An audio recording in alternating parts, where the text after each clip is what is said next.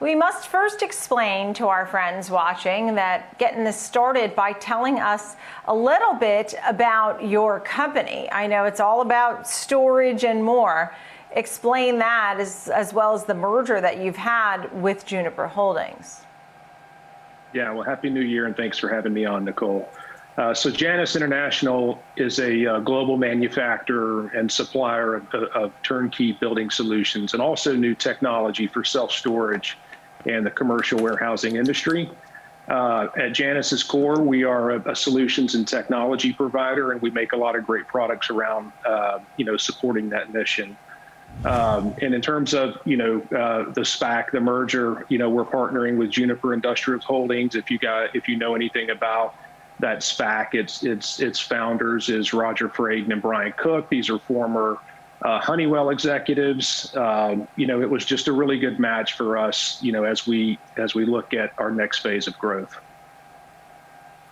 So when we talk about going beyond doors and gates and broader access to controlled technologies, tell me more about that. Explain that a little bit.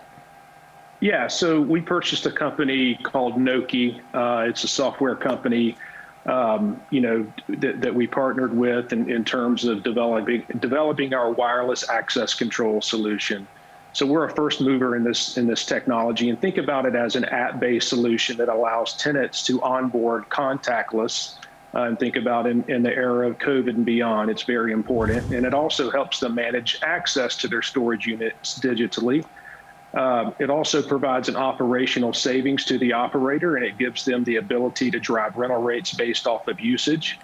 And if you look at the opportunity that exists today, it's pretty simple. There's 22 million doors that are armed with padlocks.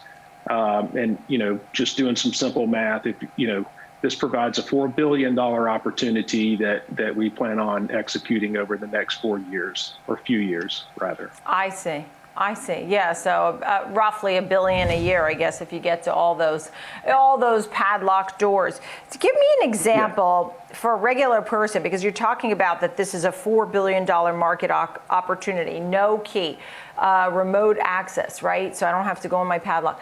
I don't understand, why is this so super? How does this work for me, somebody who wants to put some stuff in storage? Why do I care about this? Sell it to me. Great question. I'll just use the commercial aspect of self-storage. So 20% of self-storage is commercial usage.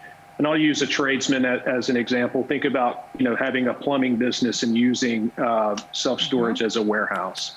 I can basically manage my keys. I can share keys digitally with you. I know exactly who's coming, who's going. Some of these sensors our sensor has, our solution has a sensor on the inside of the unit that has basically motion detector. So I can tell if someone's inside my unit. I can tell if there's a fire in my unit. I can just monitor all the activity as it pertains to my goods. And also, it's a sign of the times. I see. Nicole. So Think it's really about it. more. Yep. Yeah. Just to finish my thought, I mean, I didn't mean to interrupt you there, but it's basically, I have a plumbing business. I have all kinds of tools and things that you might need. You're my favorite plumber, and I'm giving you the best job. And I'm also going to remotely give you the opportunity that you use your, I guess, telephone or something and get to this storage unit and get in. Is that basically how this works? Correct. All right. So, replacement, remix, renovation, 3 Rs. What do we need to know about that? So the existing infrastructure, that's basically our aftermarket business, if you will. And in terms of self-storage, the existing infrastructure is aging out.